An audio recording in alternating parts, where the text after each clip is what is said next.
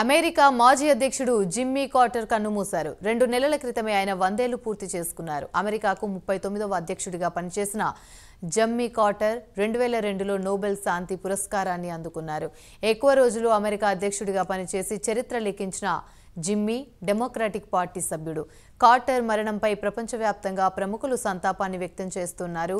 1924 October 1న జన్మించిన Jimmy America చరిత్రలో ఎక్కువ రోజులు జీవించిన ప్రెసిడెంట్గా చరిత్ర నెలకొల్పారు. 1946లో యుఎస్ నావల్ అకాడమీలో చేరిన జిమ్మీ కార్టర్ ఆ తర్వాత యుఎస్ నేవీ సబ్మెరైన్ సర్వీస్లో పనిచేశారు.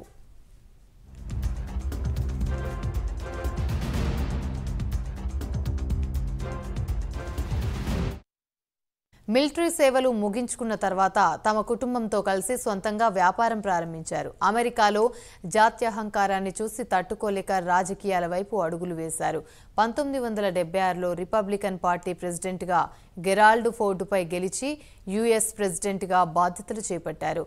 ఇక జిమ్మీ కార్టర్ భార్య రొసలెన్ స్మిత్ 2023లో 96 ఏళ్ల వయసులో మృతి చెందారు.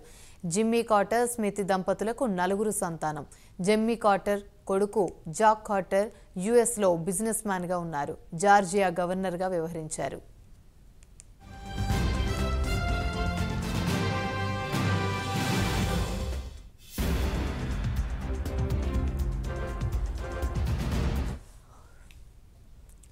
(1977 నుండి 1981 వరకు అమెరికా ప్రెసిడెంట్గా ఉన్న జిమ్మీ కార్టర్ మానవ హక్కుల పరిరక్షణతో పాటు పర్యావరణ సంక్షేమం కోసం కృషి చేశారు.